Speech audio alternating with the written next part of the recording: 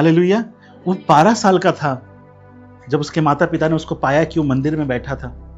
वो बड़े बड़े जो टीचर्स उसके साथ डिबेट कर रहा था। और फिर बाइबल कहती है वो 18 साल तक अधीन था माता पिता के।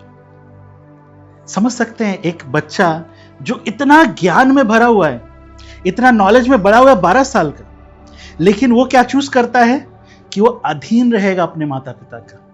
वो 18 साल तक अपने माता पिता के अधीन रहा। उसको बहुत कुछ पता था, लेकिन वो ये सीखा कि मुझे अधीन रहना है। वो हर जगह आप देखेंगे यीशु मसीह को, वो सबमिसिव था अपने जीवन में, अधीन था। ये अधीनता की आत्मा ही विक्टोरियस आत्मा है। अगर आप अधीन रहेंगे तो विजयी होंगे।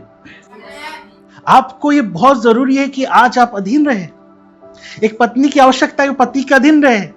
एक पति की आवश्यकता परमेश्वर के अधीन रहे। एक कलीसिया को लोगों का आवश्यकता है कि कलीसिया का अधीन रहे। बच्चे पेरेंट्स का अधीन रहे।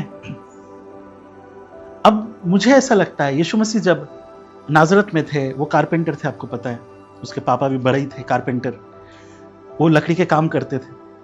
अब मान लीजिए अगर वो उस काम में ईमानदार नहीं रहते और उसके बाद जब वो बैप्टिज्म के बाद प्रचार करने के लिए उठते तो क्या बोलते लोग, अरे तुम मेरा पैसा लौटाओ, तुम प्रचार करने उठाए, मेरा सोफा सही से डिलीवर नहीं किया, मेरा बेड सही से नहीं बनाए और तुम चले गए प्रचार करने। इसका मतलब क्या, वो अपने उस काम में भी ईमानदार थे, इसलिए कोई भी उंगली नहीं उठा सका, कभी नहीं उंगली उठा पाया। तो हमें अपने सेकुलर जॉब में भी ईमानदार होना है, सबमिसिव होना अथॉरिटी में। यदि आप सबमिसिव होना सीखेंगे, मतलब अधीन होना सीखेंगे, तो आने वाले दिनों में प्रभु आपको अधिकारी बनाएगा। चाहे आपका व्यक्तिगत जीवन हो, आत्मिक जीवन हो, या आप संसार में जो प्रभु ने काम दिया है। वो प्रभु था, वो पिता, वो एकलौता पुत्र था परमेश्वर का, ज्ञान से भरा हुआ था, लेकिन उसने ये चुना कि वो ईमानदारी से काम करे, वो सबमिसिबल रहे पेरेंट्स के, और उसके बाद वो प्रचार में गया।